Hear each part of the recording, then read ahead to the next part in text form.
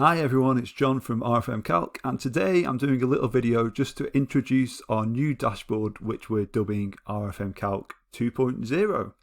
So since we launched RFM Calc around 4 years ago, we've added a lot of new features to the platform, but what we found is that it was difficult to find a lot of those new features. Users didn't quite understand where they were. A lot of them were hidden behind little icons. It wasn't the best user interface. And although the data that was coming out of RFM Calc is still incredibly useful, it wasn't structured in the best possible way. So we've spent around a year rebuilding the platform from scratch in terms of the back end. And this is really just to show you a few of those key changes, particularly for existing users, because things have moved around a little bit. All the same functionality is there, plus a lot of new functionality. And this video is just to highlight some of that to hopefully make it a little bit easier. So when you log into RFM Calc now, you'll see this new screen. So this lists all the projects you have access to. So this can be projects you own or projects owned by other people that you have access to. You can see the owner here, which will either be a little icon to represent the username of the owner or an avatar, which you can now upload as well and assign to your account. So all your projects are listed here. We've got some new features, including a notification center. So this will list things like when a report has completed generating. It will also list things like when your account is upgraded or downgraded and things like that. When you accept an invite to join a new project, that will all be detailed in your notification center here. You can change all your account settings in terms of your name, your password, your account plan, even close your account completely by clicking on your profile icon here in the top corner. So the first step to get started with RFM Calc is either to create a new project, which you can do via that link there, or to select an existing one. So I'm going to go ahead and select this test Shopify project here. So you can see as soon as I select a project, it's highlighted there in the top really clearly which project I'm currently working on, and then all the options for that project are displayed below in terms of the project reports that allows you to view and schedule reports for this project, and all the project settings as well.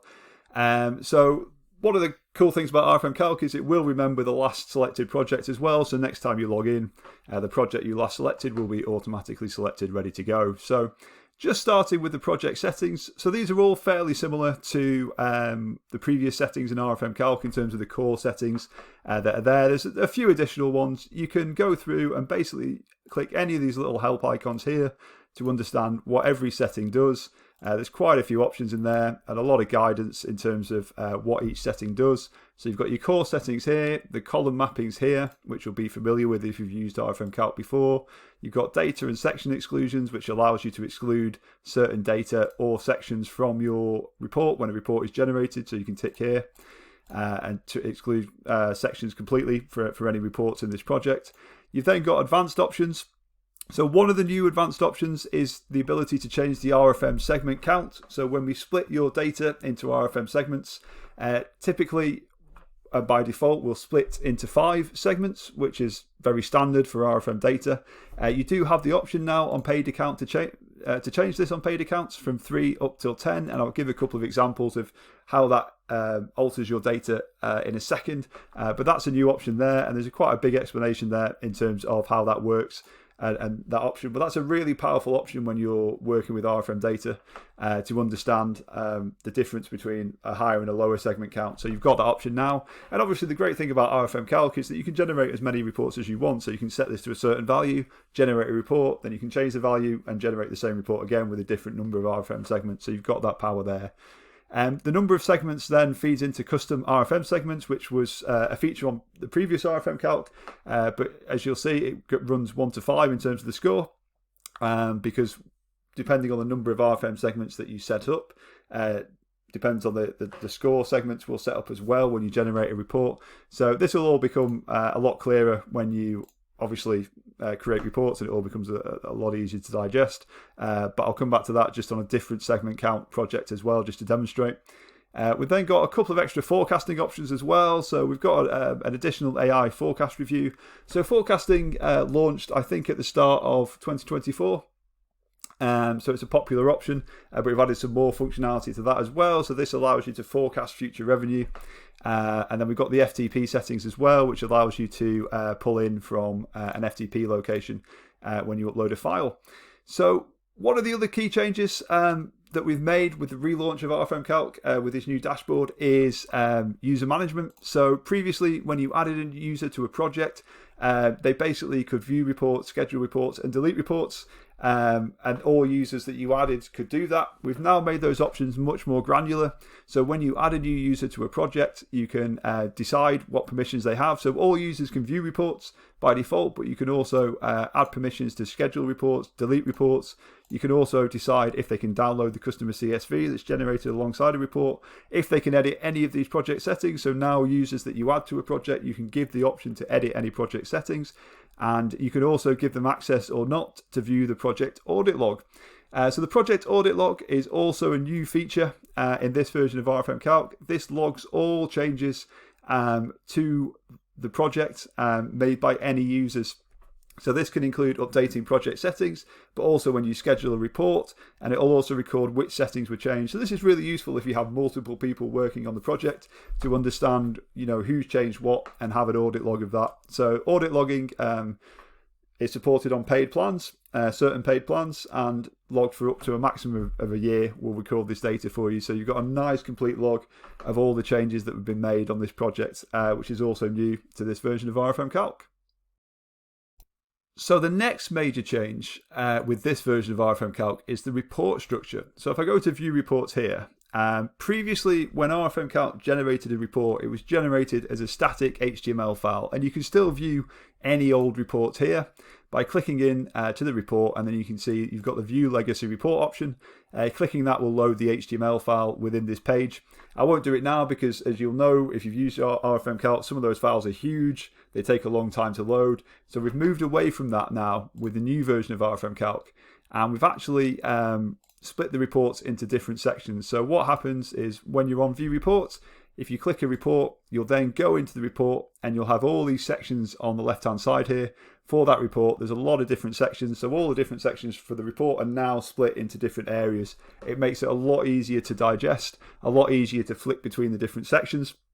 And you can just go through and just pick all the data that you need, go to any particular section, like average time between orders. And a lot of this has been redone in terms of the format. So we've changed both the table engine and the chart engine to a different system now. So all the charts are a lot clearer, the tables are very clear as well and paginated, and you've got export options now on all charts and tables, so you can export any chart as an SVG, a PNG or a CSV file, and you can export any table as a CSV, Excel, PDF, or print it as well. So you've got lots and lots of options in there now to access that data. Now, one of the key differences with this structure is that we no longer have the option to just publicly share a report. So previously it was a single HTML file. We could share it quite easily, and there was the option in RFM Calc to do that.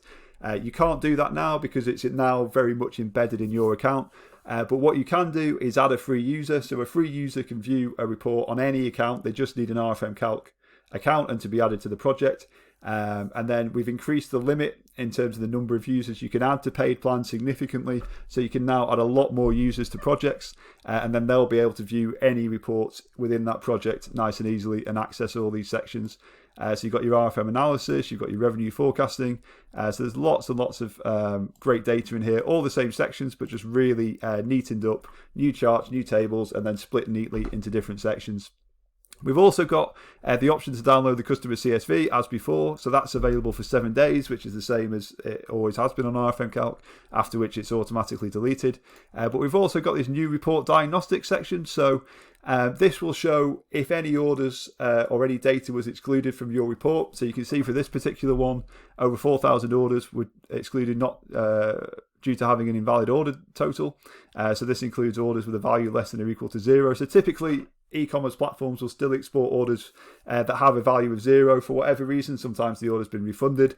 There can be other reasons. But this diagnostic section gives a really clear indication of why certain data wasn't included in your report. So if you're looking at your report and trying to understand, okay, the totals don't look quite right, or it seems some data is missing, come to the report diagnostic section, and that will show you exactly why any data was excluded, which is a really useful feature. So one thing just to touch on briefly in the RFM analysis section. So you'll remember this project has RFM split into 5 segments, which you can see here. So users are segmented into 5 segments, which is shown on the report. That gives an RFM score of 1 to 125, which is recency times frequency times monetary. And you can see the boundaries here. And then we split into 5 segments, overall segments as well of users. So if I just switch projects to a different project, nice and easily. So you can see I'm now on this Test Magento project.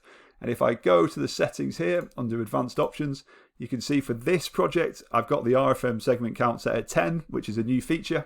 And then just to show you how that looks in a report, if I go to the RFM analysis for this particular report, you can see now we've got 10 segments in terms of the boundaries. So the limiting factor here normally will be the number of orders placed, because typically you won't have too many customers placing 8, 9, 10 orders on most sites. Sometimes you will, but not always. But you can see for this site, because this site has a high number of returning customers, it works really well having that increased number of boundaries, because you can see we've got 1 order, 2 orders, 3 to 4, 89 to 198 is boundary 9, and then 198 plus is boundary 10. So you can see it splits really nicely there. And for a site like this with high repeat custom, being able to have more than 5 RFM segments works really well. And you can see how that translates here.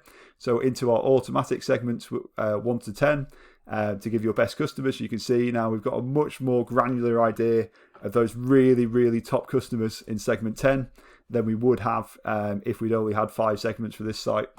And that really translates as well. If I just go back to the project settings here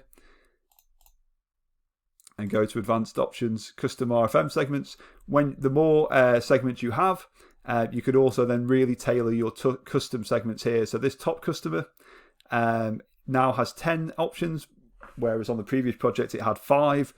So you can say for my top customers, I want people who are in the top 10 in section 10 or boundary 10, I should say, for recency, frequency and monetary, and those that are really your top customers. And you can really narrow down with that increased RFM segment count to get those top customers. So that's a really, really cool new feature. Fantastic. So that should give a really good overview now of the new features in RFM Calc. We've also tidied up a lot of existing features in terms of just making them easier to use, easier to follow, including scheduling a new report. It's all very intuitive now. It was always fairly straightforward, but we tried to just make it even easier to follow now for new users. Things like changing the account plan is still very, very easy as well. You can see all the differences here between the different account plan types. You can just select here to upgrade your account at any time. And obviously you could go to your billing portal to change your account plan at any time as well. Fantastic. So that brings this video to an end. Hopefully that's been useful just to understand the new features in RFM Calc 2.0. We're very, very excited to roll this out. It's taken a long time, but we think the changes are super positive. And as always, we're always looking to improve, add more features. So if you have any ideas, any reports you'd love to see, feel free to contact us on the site and we'll try and incorporate those into the next release. Thanks all.